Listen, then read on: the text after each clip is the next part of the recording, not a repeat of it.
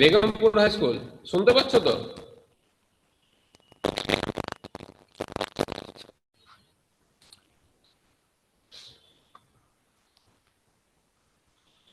Audio কি কোনো সমস্যা বা কোনো কিছু হলে আপনারা জানাতে পারেন। Okay, Nimpith Ramakrishna Vidyabhavan also join, so I am quickly sharing the screen.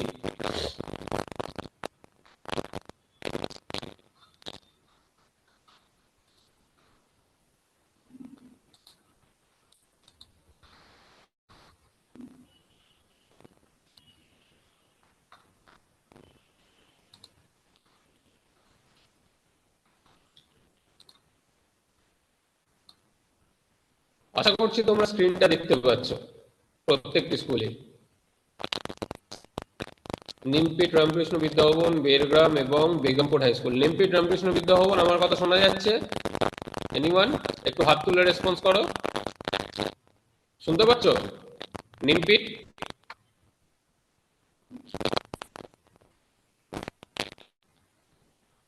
নিমপিট আমার কথা শোনা যাচ্ছে? মাইক্রোফোন অন করে বা একটু হাত তুলে রেসপন্স করো।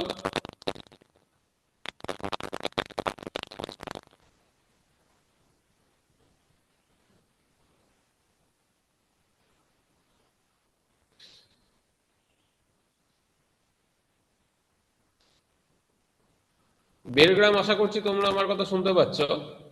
তো আমি স্ক্রিনটা শেয়ার করছি। স্ক্রিনটা দেখা যাচ্ছে? কোন একটি স্কুলে একটু মাইক্রোফোন অন করে একটু বলো যদি। এনিওয়ান, স্ক্রিনটা কি দেখা যাচ্ছে?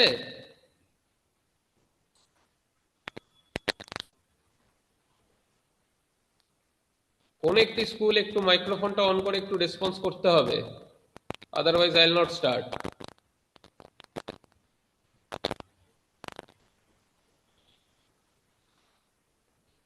স্ক্রিনটা কি দেখা যাচ্ছে এনিওয়ান?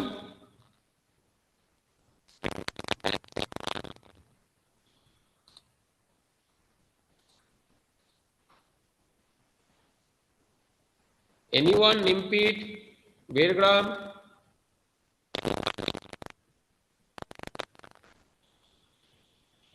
বেগমপুর, বেগমপুর তোমাদের কি মাইক্রোফোন আছে? বেগমপুর তোমাদের কি মাইক্রোফোন আছে?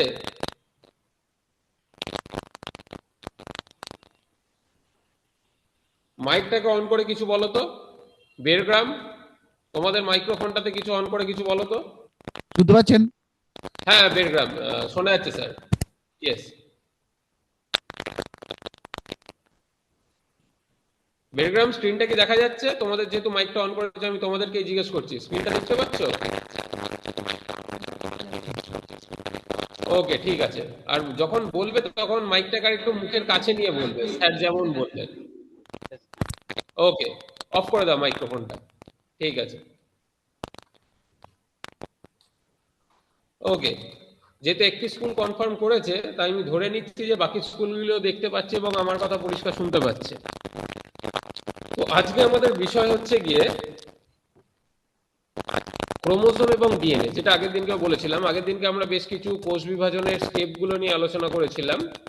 আজকে হচ্ছে কি আমরা আলোচনা করব খুবই ইন্টারেস্টিং একটা জিনিস, সেটা হচ্ছে কি আমাদের ক্রোমোজোম এবং ডিএনএ এর একটু অন্য পয়েন্ট অফ ভিউ থেকে আমরা জিনিসটাকে একটুখানি জানবো, বলার চেষ্টা করব।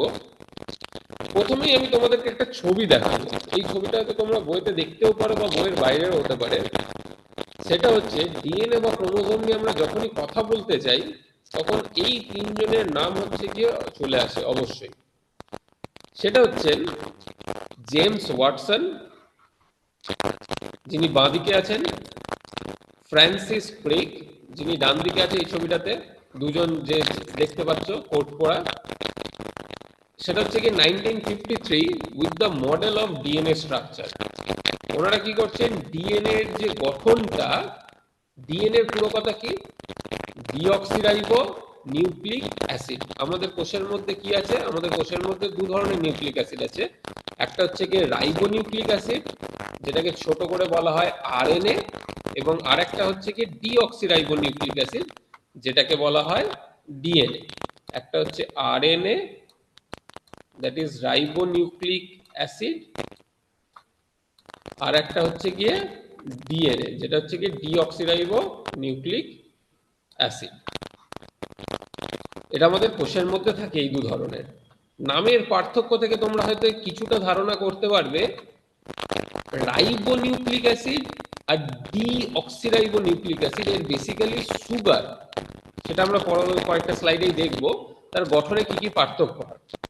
তো এই যে আমাদের কোষের মধ্যে যে আমাদের বংশগতির ধারক এবং বাহক বলা হয় বেসিক্যালি ডিএনএ, যেটা আমাদের নিউক্লিয়াসের মধ্যে উপস্থিত থাকে, কিছুটা পরিমাণে মাইটোকন্ড্রিয়ার মধ্যে উপস্থিত থাকে, কোষের যে কোষাঙ্গাণু নিউক্লিয়াস এবং একটা কোষের যে শক্তিঘর যেটা হচ্ছে মাইটোকন্ড্রিয়া, এই দুটোর মধ্যে মেনলি থাকে। মাইটোকন্ড্রিয়ার নিজস্ব ডিএনএ রয়েছে, মেনলি আমাদের যে প্রধানত আমাদের যে বেশিরভাগ কোষকে নিয়ন্ত্রণ করা বা শরীরকে নিয়ন্ত্রণ করার জন্য যে ডিএনএ গুলো, সেগুলো বেশিরভাগটাই হচ্ছে কি আমাদের নিউক্লিয়াসের মধ্যে উপস্থিত থাকে পুরো ডিএনএ। এই ডিএনএ বা ডিঅক্সিরাইবোনিউক্লিক অ্যাসিডের 1953 সালের আগে ওনারা গবেষণা করছিলেন, কিন্তু তারও অনেকটা আগে, ধরে নাও 20-30 এইসব সময়তে, 1920 1930 এইসব সময়তে আমাদের ডিএনএ সম্বন্ধে কোনো ধারণাই ছিল না যে একটা কোষের যে বংশগতি বা একটা বাবা মায়ের থেকে কিছু ইনফরমেশন তাদের সন্তানের মধ্যে যাচ্ছে, সেই সন্তান থেকে পরবর্তী প্রজন্মে একই ইনফরমেশন যাচ্ছে, মানুষ থেকে মানুষই তৈরি হচ্ছে, অন্য কোনো প্রাণী তৈরি হচ্ছে না। এই বিভিন্ন জিনিসগুলোর সম্বন্ধে অনেক বেশি স্বচ্ছ ধারণাটা আমরা পেলাম কখন, যখন বিজ্ঞানীরা আমাদেরকে জানালেন বা আমাদের একটা ধারণা দিলেন কিসের সম্বন্ধে, এই ডিএনএটা সম্বন্ধে। ডিএনএ তার আগেও আবিষ্কার হয়েছে, যে এরকম একটা বস্তু হয়তো আমাদেরকে নিয়ন্ত্রণ করছে, কিন্তু সেটার হচ্ছে গিয়ে যে গঠনটা সেটা কিছুতেই ক্লিয়ার হচ্ছিল না, যে এটার আকার বা গঠনটা কিরকম, যেটা আমাদের রয়েছে। এবারে তোমরা প্রশ্ন করতেই পারো যে আমি তাহলে হঠাৎ করে ডান দিকের আরেকজন মহিলার ছবি রয়েছে, and her name is Rosalind Franklin. ফ্র্যাঙ্কলিনের ছবি কেন হচ্ছে গিয়ে দেখাচ্ছে, তাহলে এনার কন্ট্রিবিউশনটা কোথায়? ডিএনএ আবিষ্কারের পেছনে যে নোবেল পুরস্কারটা দেওয়া হয়েছিল, সেটা মেনলি হচ্ছে কি, বা ডিএনএ আবিষ্কারের যে ক্রেডিটটা, সেটা পুরোটাই হচ্ছে গিয়ে ওয়াটসন এবং ক্রিককে দেওয়া হয়েছিল। এবং খুব সম্ভবত এটা হচ্ছে গিয়ে কিংস কলেজ অফ লন্ডন থেকে আবিষ্কার করেছিলেন। ওনারা ওখানে তখন গবেষণা করতেন, বিজ্ঞানী ছিলেন দুজনেই। ফ্র্যাঙ্কলিন তখন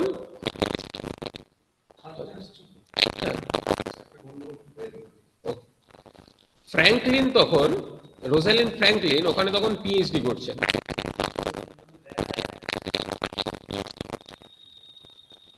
ফ্র্যাঙ্কলিন বেসিক্যালি ওখানে তখন গবেষণা করছেন, এবং উনি একটা এক্সপেরিমেন্ট করেছিলেন, সেটার নাম হচ্ছে, ওনার গবেষণাকালে পিএইচডি করছেন ফ্র্যাঙ্কলিন, আর এনারা তখন ওয়াটসন এন্ড ক্রিক তখন অলমোস্ট সায়েন্টিস্ট।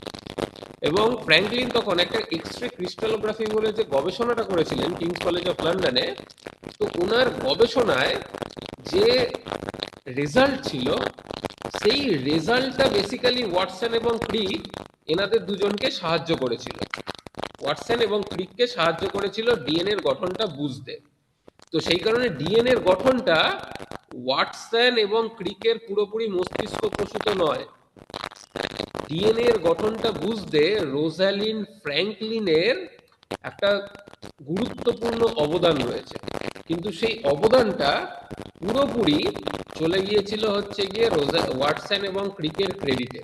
এবং ওনারা ক্লেম করছিলেন যে, বা নোবেল কমিটি হচ্ছে গিয়ে ওনাদের দুজনকেই পুরো ক্রেডিটটা দিয়েছিল, কিন্তু পরে যখন এটা জানাজানি হয়, তখন হচ্ছে গিয়ে ফ্র্যাঙ্কলিনকেও সেই নোবেল প্রাইজের শেয়ারিং এর মধ্যে অন্তর্ভুক্ত করা হয় ফ্র্যাঙ্কলিনের। খুবই অল্প বয়সে ফ্র্যাঙ্কলিন মারা গিয়েছিলেন।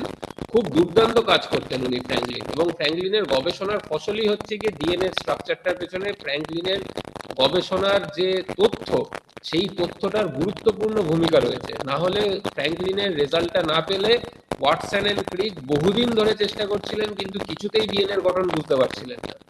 কিন্তু তোমরা যখন বইতে পড়বে তখন দেখবে লেখা আছে ওয়াটসন এবং ক্রিকের মডেল, কিন্তু কোথাও খুব একটা রেয়ারলি দেখতে পাবে ওয়াটসন, ক্রিক এবং ফ্র্যাঙ্কলিনের মডেল। এটার বিভিন্ন ব্যাখ্যাও আছে সমাজের মধ্যে বা গবেষক মহলে, যে তখনকার দিনে হচ্ছে গিয়ে ফিমেল সায়েন্টিস্টদেরকে কতটা ক্রেডিট দেওয়া হবে সেটারও একটা বায়াসড একটা ওপিনিয়ন থাকতো, যে কারণ রোজালিন ফ্র্যাঙ্কলিন হচ্ছে গিয়ে একজন ফিমেল সায়েন্টিস্ট,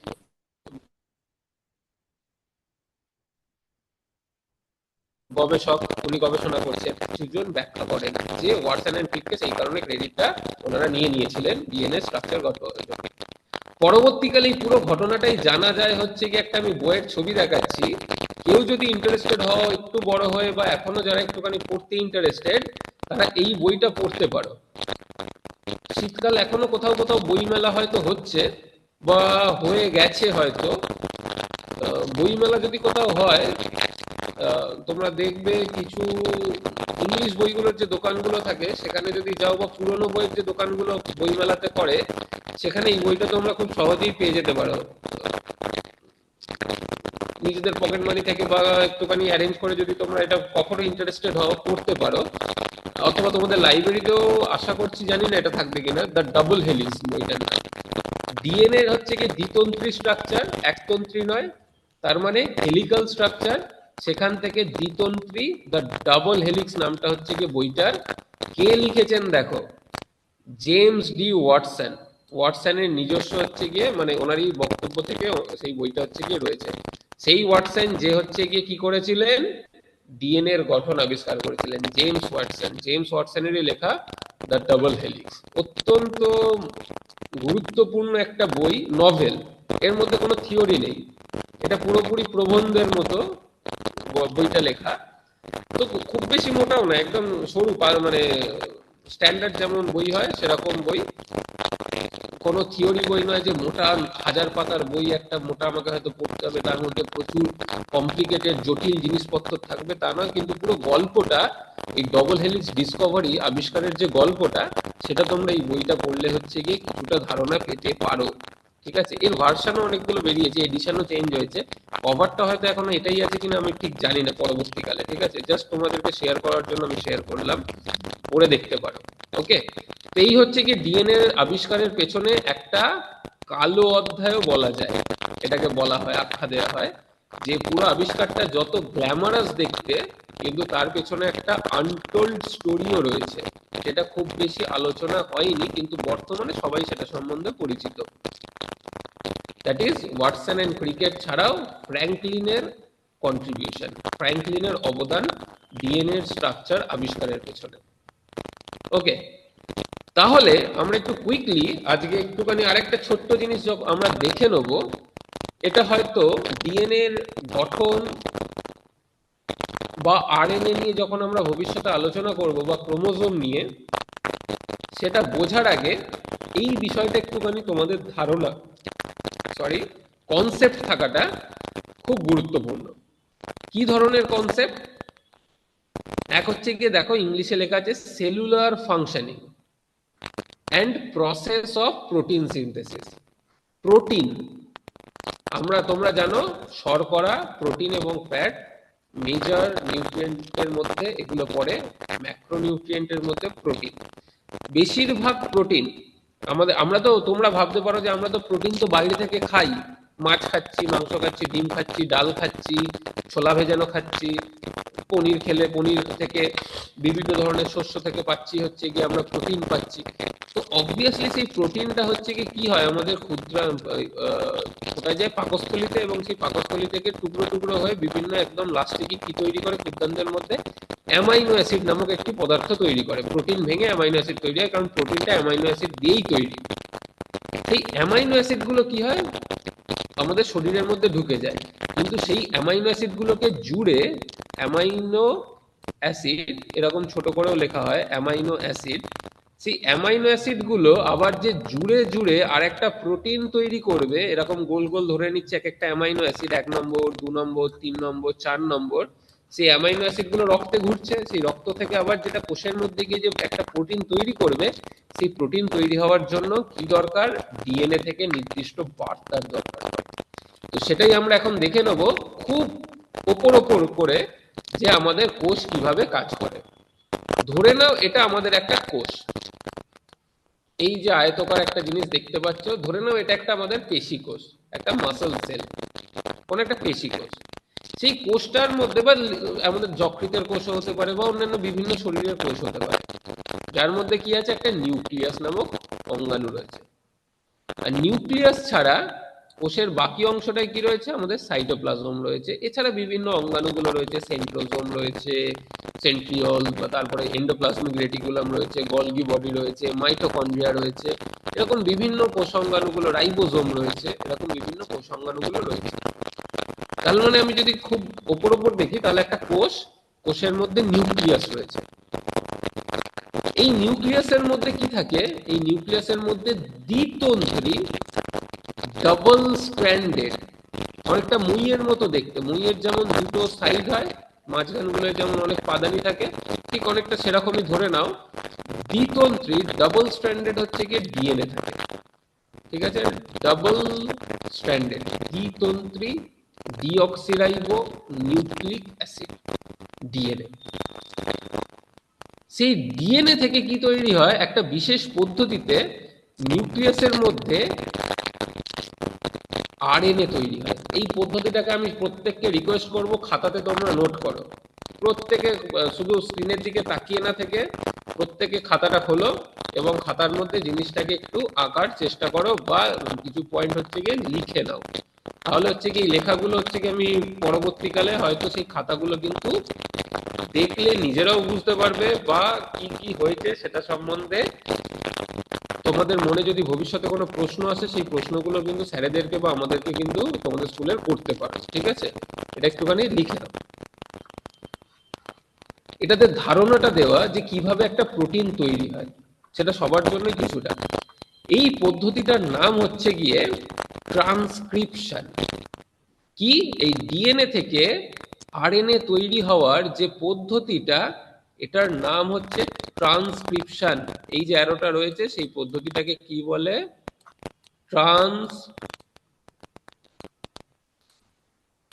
সিআরআই, অতটা পরিষ্কার পরিচ্ছন্ন হচ্ছে না,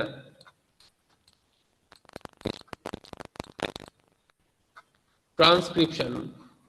বাংলাতেও তোমরা লিখে দিতে পারো, খুব সম্ভবত টয় রফলা আকার, দন্তের নয়শয়, কয় রফলা হস্যই, প দন্তের ন, ট্রান্সক্রিপশন বা তাল্লস্য ন, কোন একটা বোধহয় ইউজ করা হয় ট্রান্সক্রিপশন। তাহলে ডিএনএ থেকে আরএনএ তৈরি হলো। এই আরএনএটার রাইবোনিউক্লিক অ্যাসিডের আগে দেখো একটা ছোট্ট করে এম লেখা আছে। এই এম কথাটার পুরো কথাটা হচ্ছে মেসেঞ্জার আরএনএ। প্রত্যেকে ক্লাস 10-এ পড়ছো, মোবাইল ফোন সম্বন্ধে অবগত। মোবাইল ফোনে আমরা কি করি, বিভিন্ন ধরনের মেসেজ পাঠাই, সেটা হচ্ছে কি মেসেজেও পাঠাতে পারি বা হোয়াটসঅ্যাপের থ্রু দিয়েও পাঠাচ্ছি। কি পাঠাচ্ছি? মেসেজ পাঠাচ্ছি। কাকে পাঠাচ্ছি? আমার ফোন থেকে বা আমার নাম্বার থেকে অন্য আরেকজনকে পাঠাচ্ছি, এবং তাকে বলছি, কিছু একটা বার্তা দিচ্ছি। সেটা আমি কোথায় আছি হতে পারে, বা আমি কি করছি, বা সে কি করছে, বা সে ভালো আছে কিনা, বিভিন্ন ধরনের বার্তা আমরা কি করছি, আদান প্রদান করছি। কিসের মধ্যে দিয়ে? একটা মেসেঞ্জারের মধ্যে দিয়ে। সেই মেসেঞ্জারটা কি, সেটা ফেসবুক মেসেঞ্জার হোক, সেটা হোয়াটসঅ্যাপ হোক, বা সেটা হচ্ছে কি সিম্পল ফোনের মেসেজই হোক না কেন, যেটাও রয়েছে কল করা ছাড়া। তাহলে এম কথাটার পুরো কথাটা হচ্ছে গিয়ে মেসেঞ্জার আরএনএ। তার মানে কি, এই আরএনএটা একটা নির্দিষ্ট বার্তা বহন করে। বোঝা গেছে? মেসেঞ্জার আরএনএ এর কাজ কি, তোমরা যদি নামগুলোকে বুঝে বুঝে পড়ো তাহলে জিনিসটা কিন্তু মোটেই জটিল নয়, খুবই সহজ একটা পদ্ধতি। বায়োলজিতে নামগুলোকে সবসময় বুঝে বুঝে পড়ো। মেসেঞ্জার আরএনএ তাহলে কোথায় বার্তা নিয়ে যাবে, কাকে বার্তা পাঠাচ্ছে? মেসেঞ্জার আরএনএ নিউক্লিয়াস থেকে, নিউক্লিয়াসের ডিএনএ থেকে যে বার্তাটা নিল, মেসেঞ্জার আরএনএ সেই বার্তাটাকে নিয়ে চলে যায় কোষের, সরি এটা একদম সাইটোপ্লাজম, মানে কোষ থেকেই বেরিয়ে গেছে, দুঃখিত একটু অ্যানিমেশনের প্রবলেমের জন্য। কিন্তু সেই মেসেঞ্জার আরএনএটা কোথায় চলে যায়?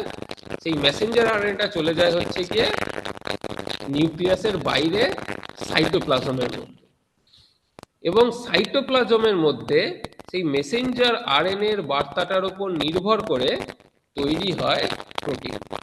এই পদ্ধতিটার নাম, এমআরএনএ থেকে প্রোটিন তৈরি হওয়ার পদ্ধতিটার নাম, আমি কিন্তু প্রশ্ন করব পরের ক্লাসে, এই পদ্ধতিটার নাম হচ্ছে ট্রান্সলেশন। কি পদ্ধতিটার নাম? ট্রান্সলেশন।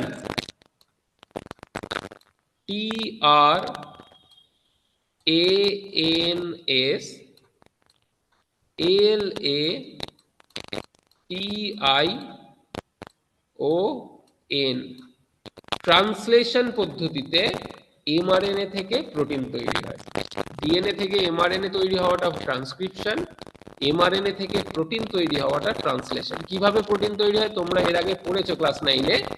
এইখানে একটা গুরুত্বপূর্ণ অঙ্গাণুর রোল আছে। কেউ বলতে পারবে একটু মাইক্রোফোনটা অন করে?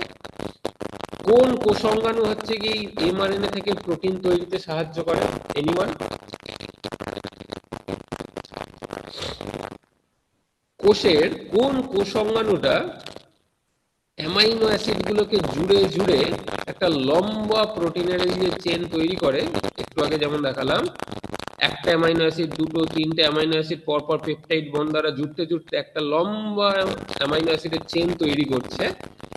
এই যে চেনটা, এই চেনটা, এই যে একটা অ্যামাইনো অ্যাসিড জুড়তে জুড়তে জুড়তে জুড়তে লাল, সবুজ, কমলা যেমন দেখছো, সেটা একটা ভ্যালিন হতে পারে, আইসোলিউসিন, লিউসিন, বিভিন্ন অ্যামাইনো অ্যাসিড আমাদের শরীরে রয়েছে, সেটা জুড়ে জুড়ে এক একটা প্রোটিন তৈরি হচ্ছে। এই এমআরএনএ থেকে প্রোটিন সিনথেসিসে, প্রোটিন সংশ্লেষে কোন কোষ অঙ্গাণু সাহায্য করে? এবং এই উত্তরটা আমি কোন একটি স্কুল থেকে এক্সপেক্ট করছি। মাইক্রোফোন অন করে বলো।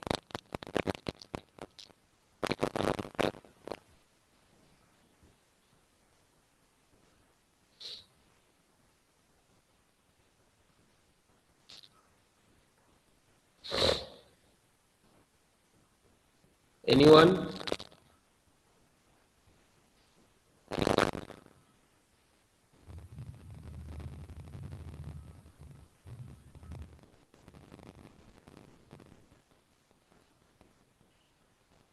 এনিওয়ান যাদের মাইক্রোফোন কাজ করছিল? তোমরা এটা ক্লাস 9-এ খুব সম্ভবত পড়েছো, কোষ অঙ্গাণুর, বিভিন্ন কোষ অঙ্গাণুর কাজ। আরেকটুখানি রিকল করে, একটু মাথায় চাপ দাও।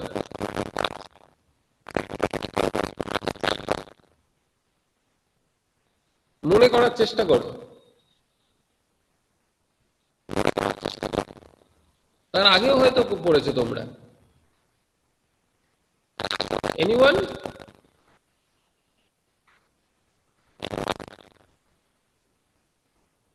এনিওয়ান?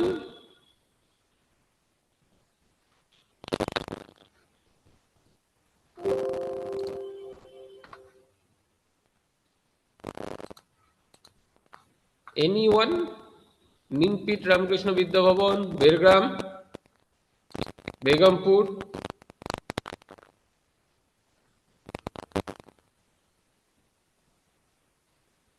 কাউকে আমি খাতায় নোট করতে দেখছি না কোনো কিছুই। লিখছিল কি? খাতাটা কি ছিল সামনে রয়েছে?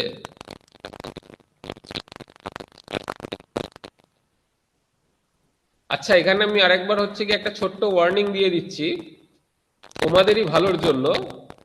সেটা হচ্ছে, যারা যারা এখানে হচ্ছে ক্লাসের মধ্যে খেলছো, মনে করছো, গল্পগুজব করছো, এই প্রত্যেকটাই কিন্তু রেকর্ডেড হচ্ছে, ঠিক আছে? এবং এই রেকর্ডিং গুলো দুর্ভাগ্যের বিষয় এবং সৌভাগ্যের বিষয় দুটোই হচ্ছে গিয়ে কিন্তু ইউটিউবে আপলোড হয়ে যায়, বিবেক দিশার ক্লাসের পোর্টালে, এবং এটা যুগ যুগ ধরে থেকে যাবে। তোমরা বড় হয়ে যাবে, তোমাদের পরবর্তীকালে পরবর্তী প্রজন্ম ছেলেমেয়েরা কিন্তু সেগুলো দেখে কিন্তু হচ্ছে গিয়ে বলবে বাবারা ক্লাসের মধ্যে এইগুলো করতো বা মায়েরা ক্লাসের মধ্যে এইগুলো করতো, এবং তোমরাই হচ্ছে গিয়ে পরে শাসন করতে গিয়ে নিজেদের ছেলে মেয়েকে কিন্তু আর করতে পারবে না। কারণ এটা হচ্ছে গিয়ে প্রুফ অফ এভিডেন্স হিসাবে থেকে যায়, ঠিক আছে? প্রমাণ হিসাবে যে আমরা ক্লাসের মধ্যে কি কি করছি। সমস্যায় কিন্তু প্রত্যেকের মুখ কিন্তু হচ্ছে কি ক্যামেরায় দেখা যাচ্ছে, দুর্ভাগ্যের বিষয়। এবং প্রত্যেকের অ্যাকশনটাও হচ্ছে কি রিফ্লেক্ট হচ্ছে।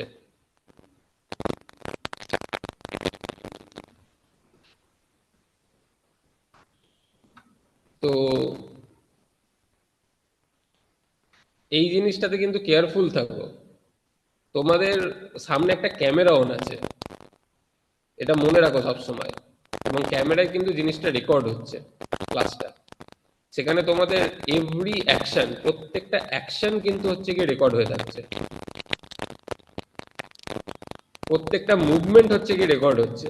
এবং পরবর্তীকালে নিজেরাই নিজেদের অ্যাকশনের জন্য লজ্জিত হতে হয়, এইরকম কিছু কিন্তু করো না, যেটা দেখে নিজেই পরবর্তীকালে লজ্জা লাগছে যে এইগুলো আমি করেছি একটা সময়, ঠিক আছে?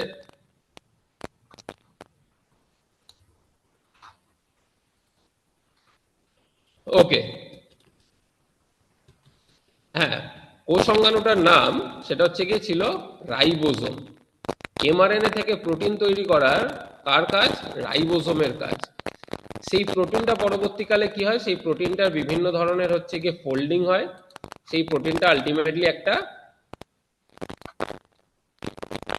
কার্যকরী রূপ নেয়। এই প্রোটিন যেটা সদ্য তৈরি হয়, এই প্রোটিনটার আমাদের শরীরে খুব একটা কাজ করতে পারে না, কিন্তু সেই প্রোটিনটার বিভিন্ন বেশ কিছু মডিফিকেশন বলা হয়, বেশ কিছু স্ট্রাকচারাল চেঞ্জ হয়, আকৃতিগত বিভিন্ন পরিবর্তন হয়, সেটা হওয়ার পরে সেটা একটা কার্যকারী প্রোটিনে রূপান্তরিত হয়। That is known as functional protein, কার্যকরী একটা প্রোটিন। সেই প্রোটিনটা কি হতে পারে? আমাদের কোন একটা হরমোন হতে পারে। এইটা কি হতে পারে? মেবি এটা আমাদের একটা গ্রোথ হরমোন তৈরি হলো, এটা যদি আমাদের পেশি কোষ না হয় অন্য কোনো একটা কোষ হতো।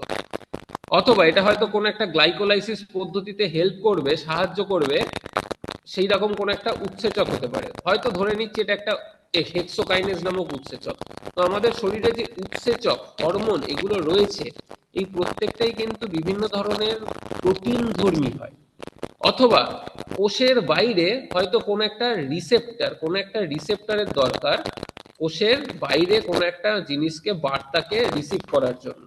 এটা হয়তো কোনো একটা রিসেপ্টর, এখানে এসে হয়তো ইনসুলিনটা যুক্ত হবে, ইনসুলিন এসে হয়তো এখানে যুক্ত হবে। এইটা চৌকো মতো যেটা দেখাচ্ছে এটা হয়তো একটা ইনসুলিন। ইনসুলিনটা কি করবে? ইনসুলিন রিসেপ্টরের সাথে যুক্ত হবে, হয়ে কোষের মধ্যে কি ঢোকাতে সাহায্য করবে? কোষের মধ্যে গ্লুকোজ ঢোকাতে সাহায্য করবে।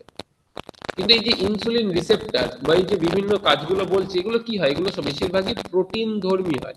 এবং সেই প্রোটিনগুলো কিভাবে তৈরি হয় কোষের মধ্যে? সেগুলো প্রত্যেকটাই তৈরি হয় ডিএনএ এর উপরে নির্ভর করে। ডিএনএ থেকে এমআরএনএ তৈরি হয়, সেই এমআরএনএ থেকে প্রোটিন তৈরি হয় এবং সেই প্রোটিনটা থেকে ফাংশনাল একটা কার্যকারী প্রোটিনে রূপান্তরিত হয়। এই ঘটনাটা আমাদের প্রত্যেকটা কোষের মধ্যে প্রতিনিয়ত হয়ে চলেছে, কারণ আমাদের প্রত্যেকটা কোষ হচ্ছে গিয়ে জীবিত রয়েছে এবং প্রত্যেকটা জীবিত কোষের মধ্যে, সজীব কোষের মধ্যে এই ঘটনাটা ঘটে চলেছে। শুধুমাত্র মানুষের নয়, যে কোনো প্রাণীর, যে কোনো উদ্ভিদের। বুঝতে পেরেছো? তো এইটা হচ্ছে কি ওভারঅল একটা প্রোটিন সিনথেসিসের হচ্ছে কি বা প্রোটিন সংশ্লেষের পদ্ধতি, তার একটা ধারণা। কিন্তু এই প্রত্যেকটা স্টেপ যখন ভবিষ্যতে আরো উঁচু ক্লাসে উঠবে, ডিএনএ থেকে এমআরএনএ তৈরি হওয়া, সেটার উপরই হয়তো 5-6 পাতা রয়েছে, বা তোমাদেরকে আরো ডিটেলে সেগুলোকে পড়তে হবে। এমআরএনএ থেকে প্রোটিন কিভাবে তৈরি হয় সেটার উপর আরো ডিটেল আরো পড়াশোনা হবে।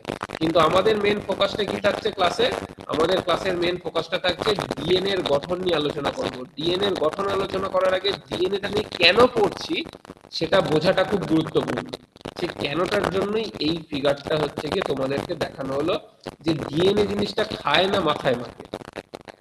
ডিএনএ এর আসলে কি, আলটিমেটলি ওটা থাকার, যদি নাই থাকতো তাহলে কি অসুবিধা হতো? যেসব কোষের মধ্যে ডিএনএ থাকে না, তার মানে ধরে নাও সেই সব কোষের মধ্যে সেই প্রোটিনগুলো কিন্তু তৈরি হতে পারে না। এইরকম একটা কোষের কেউ নাম বলতে পারবে যে কোষের মধ্যে নিউক্লিয়াস থাকে না? Anyone? And this is the end for today's class. কেউ একজন এমন একটা কোষের নাম বলো যে কোষটার হচ্ছে গিয়ে নিউক্লিয়াস থাকে না।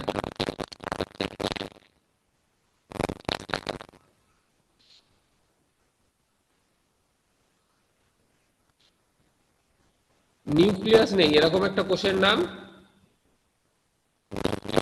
আচ্ছা, একটা ক্লু দিচ্ছি, সেই কোষটা আমাদের রক্তে উপস্থিত।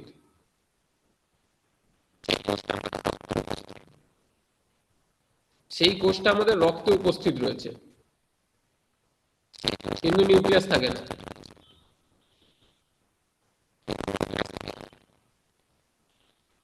লোহিত রক্তকণিকার নাম কে কে শুনেছে? হাত তুলে। লোহিত রক্তকণিকা, রেড ব্লাড সেল।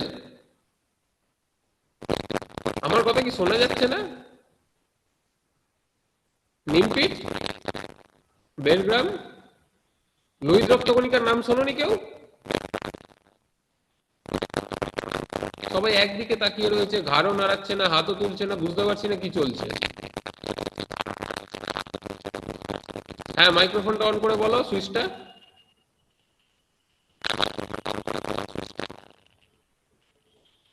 বেলগ্রাম ডায়াগ্রাম কিছু বলার চেষ্টা করছে।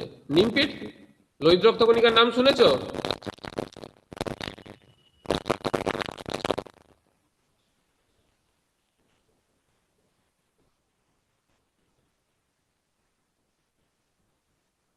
নিমপিট, রামকৃষ্ণ বিদ্যাভবন, লোহিত রক্তকণিকার নাম শুনেছো? একজন দুজন হাত তুলছে, বাকিরা তো কেউ শোনেইনি বোধহয়, প্রথমবার শুনছে। হ্যাঁ, তো লোহিত রক্তকণিকার ভেতরে কোনো নিউক্লিয়াস থাকে? লোহিত রক্তকণিকার ভেতরে কোনো নিউক্লিয়াস থাকে না। লোহিত রক্তকণিকা যখন পরিণত অবস্থায়, যেটাকে বলা হয় লোহিত রক্তকণিকা এরিথ্রোসাইট, তার মধ্যে কোনো নিউক্লিয়াস থাকে না। তাহলে তার মধ্যে অবশ্যই নিউক্লিয়াসে উপস্থিত যে ডিএনএ গুলো থাকে সেগুলো হচ্ছে কি তখন থাকছে না। এরকম বেশ কিছু কোষ রয়েছে, সেই কারণে এনিওয়ে, তো আজকের মতো এই পর্যন্তই। পরবর্তী ক্লাসে আমরা ডিএনএ এর কেমিক্যাল গঠন, রাসায়নিক গঠন নিয়ে হচ্ছে কি আমরা আলোচনা করব, তার মধ্যে কি কি জিনিস উপাদান নিয়ে ডিএনএ তৈরি হয়। কিন্তু প্রত্যেকটা ক্লাসকে রিকোয়েস্ট করবো একটু পার্টিসিপেট করতে। তোমরা তোমাদের ক্যামেরা অন করতে হবে, ভিডিও অন করতে হবে, ক্যামেরা অন করে ভিডিওটা অন থাকবে এবং মাইক্রোফোনটা অন করতে হবে। অ্যাটলিস্ট কিছু জিজ্ঞেস করলে যদি মাইক্রোফোনে উত্তরও না দিতে পারো, হাত তুলে বা ঘাড়নের একটা রেসপন্স করতে হবে, because I can see you, আমি তোমাদেরকে দেখতে পাচ্ছি। কিন্তু কিছুই যদি না বলো, then it's a very difficult to continue. Okay, this is all for today, it's already 2:14, you can leave. Next ক্লাসে আবার দেখা হবে next week, you can leave.